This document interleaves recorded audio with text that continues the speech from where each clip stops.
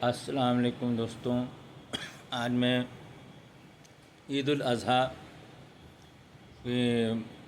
اہمیت کے بارے میں، فضائل اور مسائل کے بارے میں بتانا چاہتا ہوں کہ یہ کہاں سے شروعات ہوئی۔ یہ جو ہے اللہ کے نبی اور اللہ کے خلیل حضرت ابراہیم علیہ السلام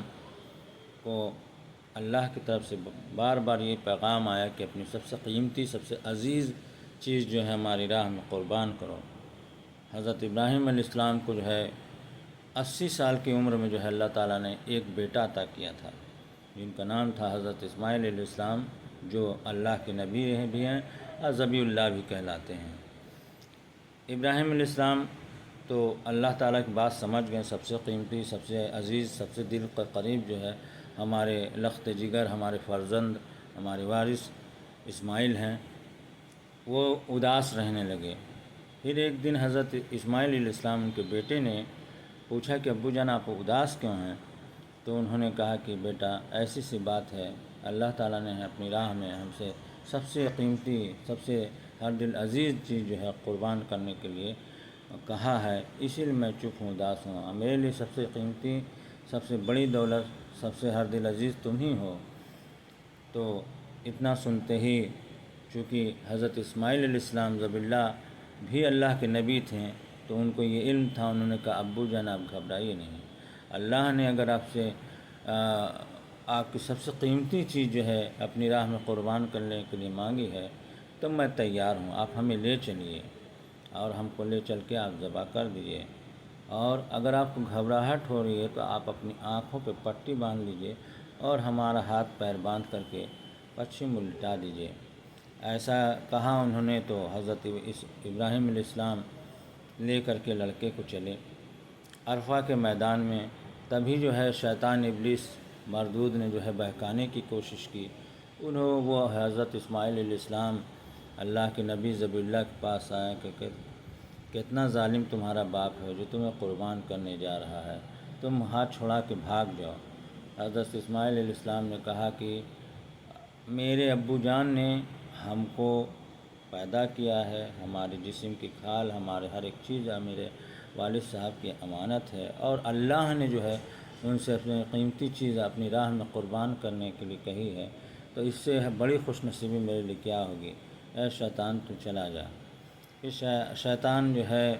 حضرت ابراہیم علیہ السلام خلیل اللہ اللہ کے نبی کے پاس آیا، کیسے تم ظالم باپ ہو، اپنے ہی بیٹے کو کرنے جا رہے؟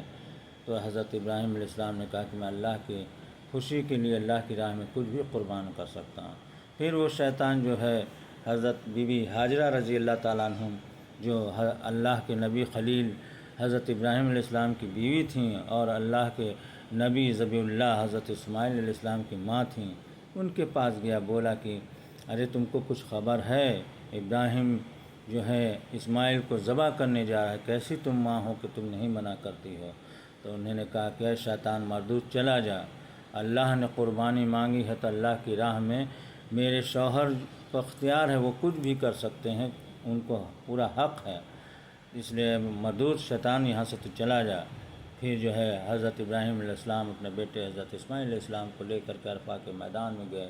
جو کہ آج بھی جو ہے حج کرنے لوگ جاتے ہیں تو اس شیطان مردود کے نام پہ کنکڑ وہاں مارتے ہیں، کیونکہ شیطان نے وہاں بہکانا چاہا تھا کہ اللہ کی راہ میں جو ہے حضرت ابراہیم علیہ السلام اللہ کے نبی، اللہ کے خلیل جو ہے حضرت اسماعیل علیہ السلام ذبیح اللہ نبی کو قربانی دینے سے منع کر رہا تھا، اسی لیے کنکڑ مارا جاتا ہے شیطان کے نام پہ۔ اور اسی طرح جو ہے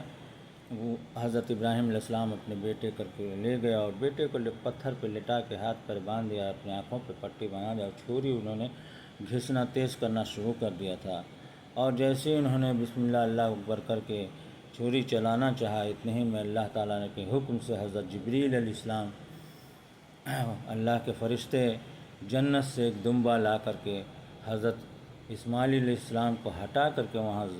دمبا کو رکھ دیا، جسے حضرت ابراہیم علیہ السلام نے چھری سے ذبح کیا، اور انہوں نے جو ہے روتے ہوئے آنکھ کی پٹی کھولی تو دیکھا کہ